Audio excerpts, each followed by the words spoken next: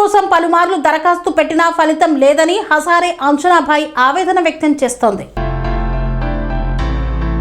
ప్రభుత్వ సంక్షేమ పథకాల అసలు ఉద్దేశం నిరుపేదలకు భరోసా కల్పించడమే. ప్రతి పేద కుటుంబానికి సురక్షితమైన గృహం అందించాలనే లక్ష్యంతో గృహ నిర్మాణ పథకాలు అమలవుతున్నాయని ప్రభుత్వం ప్రకటిస్తున్నా ఇంకా అనేక కుటుంబాలు శిథిలావస్థలో ఉన్న ఇళ్లలోనే ప్రాణాలను అరిచేతిలో పెట్టుకొని జీవిస్తున్న పరిస్థితులు కనిపిస్తున్నాయి.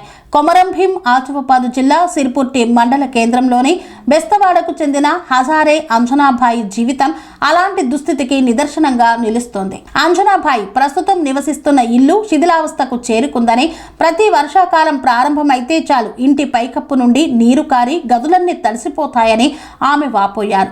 వర్షం బయట కురుస్తుందా ఇంట్లో కురుస్తుందా అన్న తేడా లేకుండా పోయిందని ఆవేదన వ్యక్తం చేశారు. ఇంట్లోని మంచాలు, బట్టలు, ఆహార పదార్థాలు, అవసరమైన సామాగ్రి అన్ని తడిసిపోతున్నాయని కంటతడి పెట్టుకున్నారు. ఇంటి గోడలు పూర్తిగా తేమతో బలహీనపడి పలు చోట్ల పగుళ్లు వచ్చాయని, రాత్రి వర్షం పడితే గోడలు కూలిపోతాయేమోనన్న భయంతో నిద్ర పట్టకుండా గడుపుతున్నామన్నారు. ఒకవైపు వర్షపు నీరు, మరోవైపు కూలిపోతుందేమోనన్న భయం తమ జీవితాన్ని నరకప్రాయంగా మార్చిందని పేర్కొన్నారు. వర్షం నీరు ఇంట్లోకి రాకుండా ఉండేందుకు పై కప్పుపై ప్లాస్టిక్ కవర్ పెట్టి తాత్కాలికంగా రక్షణ పొందే ప్రయత్నం చేస్తున్నామని అంజనాభాయ్ తెలిపారు. ఎన్నికల సమయంలో ప్రతి రాజకీయ నాయకుడు తమ గడప వద్దకు వచ్చి ఓట్లు కోరుతారని, గెలిచిన తర్వాత మాత్రం తమ సమస్యలను మర్చిపోతున్నారని అంజనాభాయ్ వాపోయారు. ఎన్నికల హామీలు ప్రజల జీవితాల్లో మార్పు తీసుకురావాలే తప్ప కేవలం ప్రచారం మాటలకే మిగిలిపోకూడదన్నారు.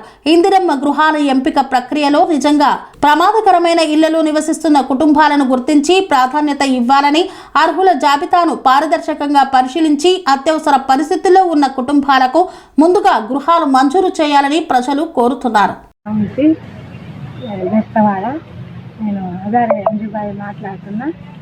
ఓట్ల కోసం అయితే వస్తారు కానీ ఇట్లా అయితే ఎవరు పట్టించుకుంటలేరు.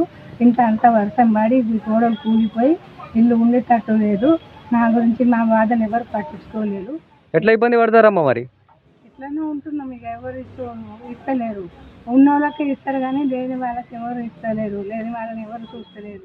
ఇప్పుడు ఇందిరమ్మ ఇల్లు కోసం మీరు దరఖాస్తు పెట్టుకున్నారా? పెట్టుకున్నాం కానీ మంచి వాళ్ళకే ఇస్తుండ్రు కానీ మాకు ఇవ్వలేదు. అంటే గరీబోళ్ళ అధికారులు పట్టించుకోవట్లేరా? పట్టించుకుంటలేరు.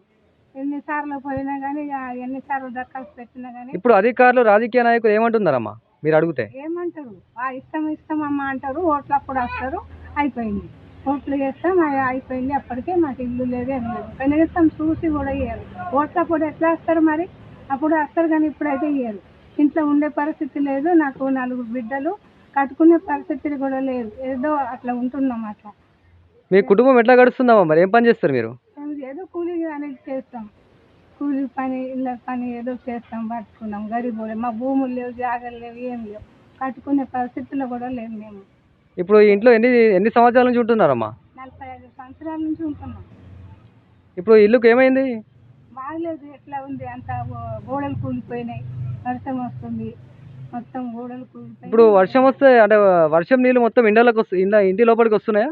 ఇంటి లోపలికి వస్తున్నాయి. మరి వండుకొని తినడు కానీ ఇప్పుడు ఉండడం కానీ ఎట్లా సాధ్యం అవుతుంది? మరి అది వర్షం తక్కువ అయినాక మొత్తం తుడిచి చేసి ఏదో అట్లా వండుకొని తింటున్నాం. ఏం చేస్తాం? అంటే కష్టం అనిపిస్తలే? మరి కష్టమే అనిపిస్తుంది కానీ ఎవరు పట్టించుకుంటలేరు కదా. ఏం చేస్తాం? అట్లనే ఉంటుంది. ఎవరి దగ్గర పోయినా మంచిగా ఉన్న వాళ్ళకే ఇస్తారు. ఓట్లా కూడా వచ్చి చూస్తారు. మరి కనీసం ఇట్లా ఇస్తుంటప్పుడు తెలియదా? అంటే కష్టం వచ్చినప్పుడు అధికారులు కానీ ఇప్పుడు రాజకీయ నాయకులు కానీ ఎవరు రారా? రాలు. అప్పుడు ఎందుకు వస్తారు? కష్టం వచ్చిన వాళ్ళు ఓట్లప్పుడే వస్తారు. ఓట్లప్పుడు వచ్చి ఏమంటారమ్మా? ఏమంటారు?